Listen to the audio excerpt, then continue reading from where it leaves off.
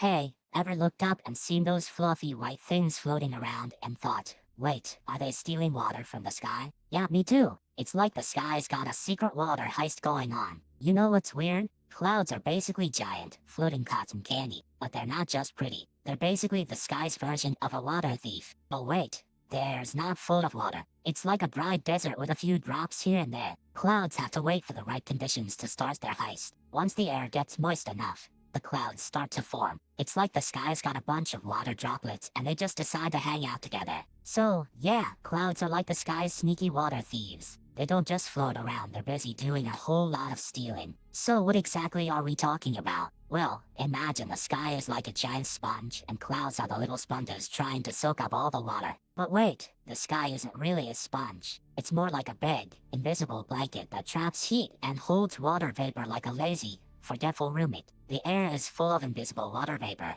and clouds form when that vapor cools down and condenses into droplets, like when you exhale and your breath turns to fog. But clouds don't just sit there forever. They're like the water balloons of the sky eventually. They get too full and the water starts to fall down as rain or snow. So the real question is, do clouds steal water? Or do they just take a really long shower and then get soaked? You might think clouds are just pretty, fluffy, and totally harmless. But they're actually sneaky little water thieves. They're like the sky's version of a stealthy pirate. If you ever wanted to feel like a superhero, you could say you're fighting against the clouds. But really, you're just helping them do their job. Sort of. And here's the kicker. You're part of the reason they can do this. You're the reason the water even gets up there in the first place. You're the invisible fuel for the cloud machine. So the next time you see a cloud, think of it as a water thief with a lazy job. And maybe give it a little cheer, or at least a little respect. And if you ever feel like you're being robbed of something, maybe it's not the clouds. Maybe it's just your own life. But that's a whole other video.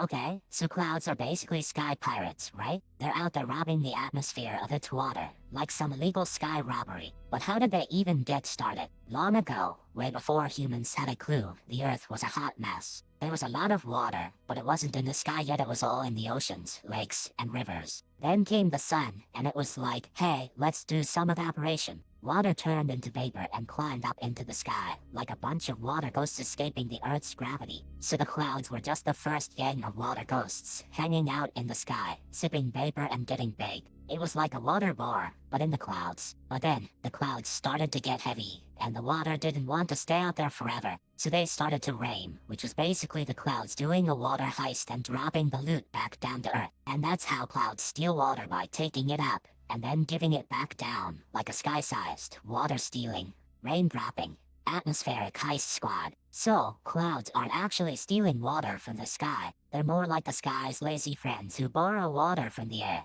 Think of the sky as a giant sponge, and the clouds are just sipping from it. The sky is full of invisible water droplets, and the clouds are like a bunch of thirsty kids who just happen to have the right size cup. They catch the droplets and hold them in their fluffy bodies. When the clouds get too full, they just let the water fall down as rain, like when you're full and you have to go potty. It's nature's way of recycling water back to the ground. So, the clouds aren't stealing water, they're just borrowing it and then giving it back to the earth. It's like when you borrow a toy and then return it after playing. In the end, the clouds help water travel from the sky to the ground, and then it goes back up again. It's a loop, like a video game level that keeps repeating. Okay, so first things first, you need a sky, not just any sky, though this has to be the kind of sky that's got all that moisture hanging around. Think of it like a really humid summer day, but with more drama and less sunscreen. Now, you also need some kind of cloud factory. Not a real one, obviously. Just something that can take that moisture and make it into clouds. Think of it like a really lazy steamroller that just sits there and turns water into clouds without even trying. But wait, how do you get the moisture in the first place? Well,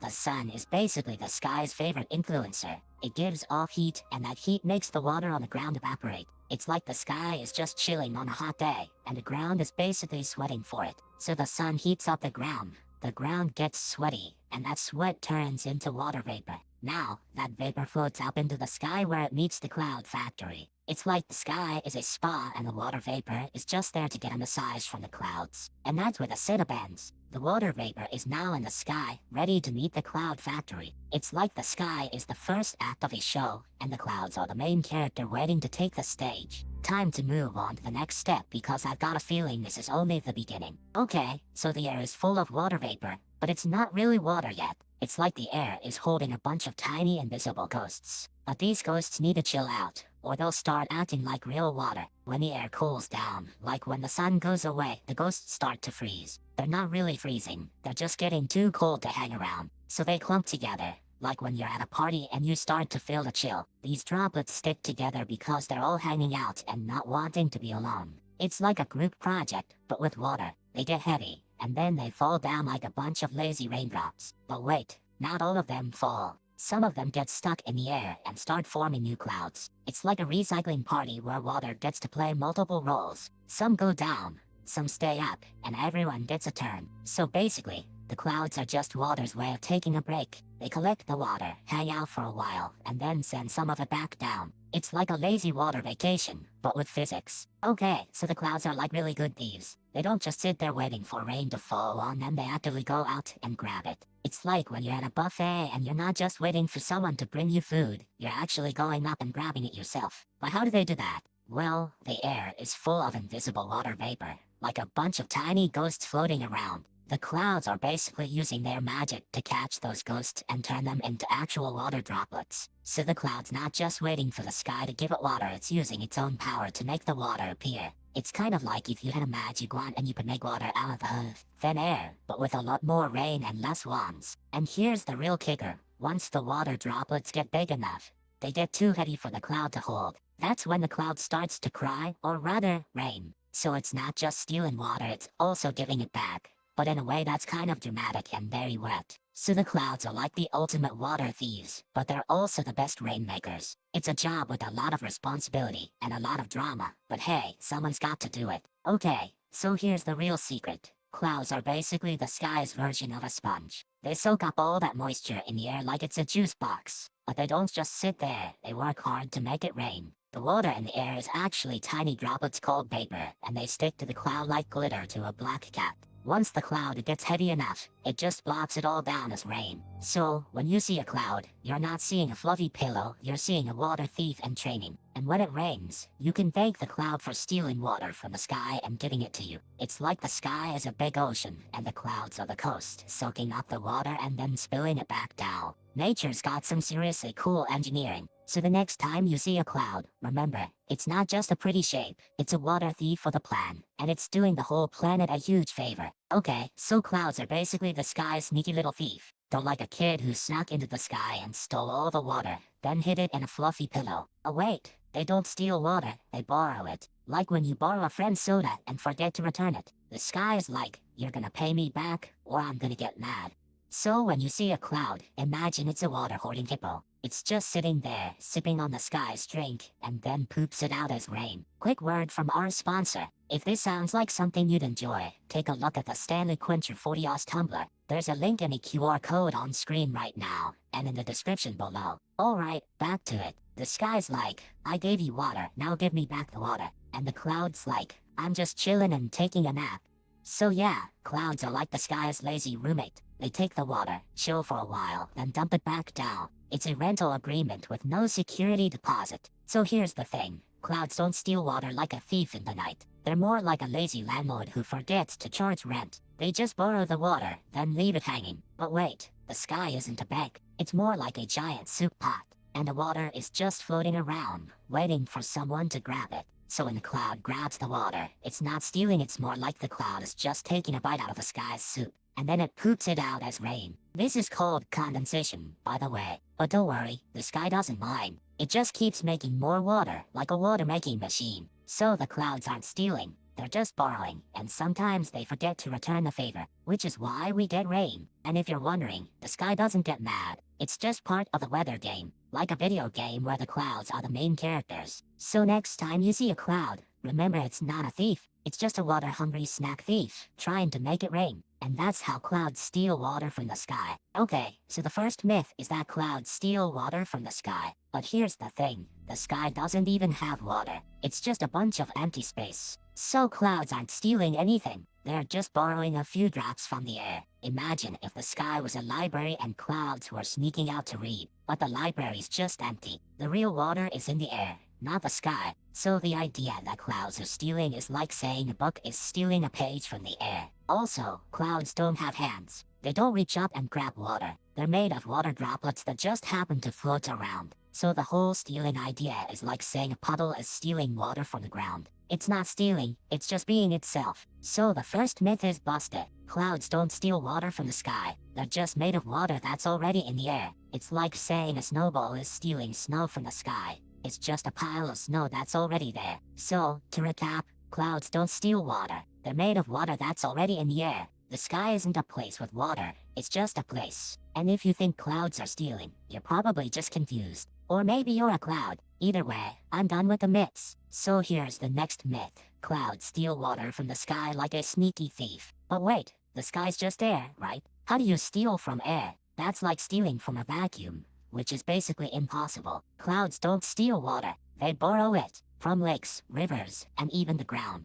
They're like tiny water balloons that get filled up by the earth below. So, no clouds are villains. They're just part of the water cycle. They're like the air's version of a water park fun, but not a thief. The real myth is thinking clouds steal water. They're more like the Earth's weather team, not the sky's crooks. Let's move on to the next one because this is getting too dramatic. So, you're probably thinking, wait, clouds steal water? But I see clouds every day and they just float there. Well, here's the thing, clouds are like the slyest thieves in the sky. They don't steal water in the way you think. They borrow it, then give it back in a different form. It's like a loan, but with rain. But here's the kicker, you're already part of this theft. Every time you take a sip of water, you're drinking water that once belonged to a cloud. It's like a water relay race. Clouds run, rain falls, and you drink it. It's the circle of life, but with more water and less drama. And here's the real kicker, you're doing this too. Every time you take a shower, you're basically giving water back to the sky. The water goes down the drain, into the sewer,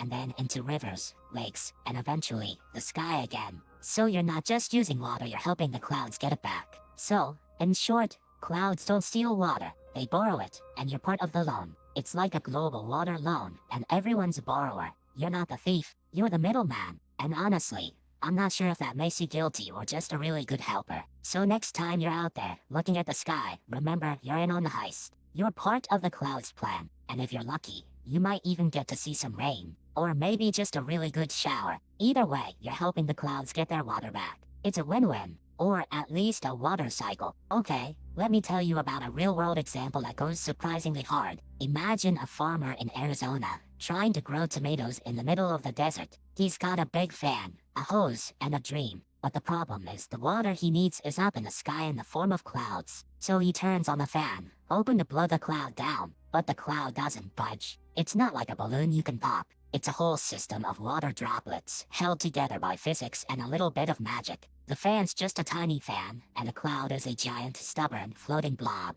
Then he drives the hose, spraying water into the air. But that's not how clouds work. Clouds don't steal water from the sky, they're made of water already in the sky. So spraying water into the air is like trying to steal water from a puddle by throwing more water at it. It doesn't work. So the farmer gets frustrated. He tries everything, fans, hoses, even a little rocket made out of a bottle and a balloon. But the cloud remains aloft, untouched. The water it holds is just part of the Earth's natural cycle, not something you can just pluck out of the sky. In the end, the farmer learns that clouds don't steal water, they're just holding it until the right time. And sometimes, the right time is when the rain comes down and waters the crops. But until then, the cloud is just doing its job, like a lazy sky sponge. Okay, so clouds don't actually steal water from the sky. They're more like the sky's lazy roommate, chilling up there, waiting for the perfect moment to drop a rainstorm. But sometimes they get so excited, they start their own little mini hurricane. And when they do that, they're not just making rain,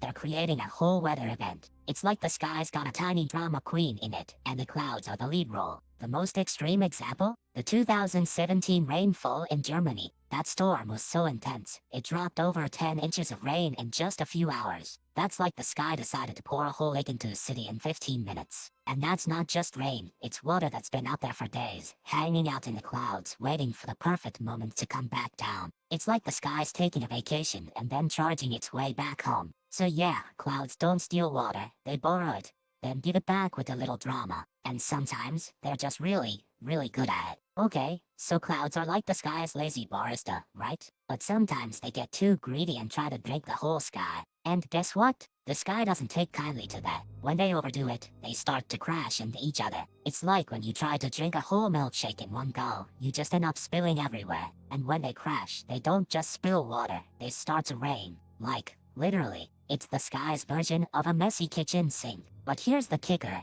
The more they try to steal, the more they end up giving away. It's like trying to hoard candy and just ending up with a sugar crash. So yeah, clouds might look peaceful, but if they get too greedy, they can turn the sky into a water park. And trust me, you don't want to be in the way when that happens. So you think clouds are just fluffy and cute? Well, they're also sneaky little water thieves. They're like the sky's version of a bank robber, but with a lot more drama. They take the water from the sky, but then they don't give it back. They just hang out in the sky and make it rain later. It's like borrowing a friend's phone and never giving it back. The problem is, once the water is in the cloud, it's stuck. They can't just return it to the sky like a library book. They have to make it rain, which is a whole other process. And if they don't make it rain, they just keep the water. It's like the sky's version of a credit card company. They keep the money and charge interest in the form of more clouds. So yeah, clouds are like the sky's sneaky bank robbers. They steal water, don't pay it back, and then charge you for the privilege of raining. So,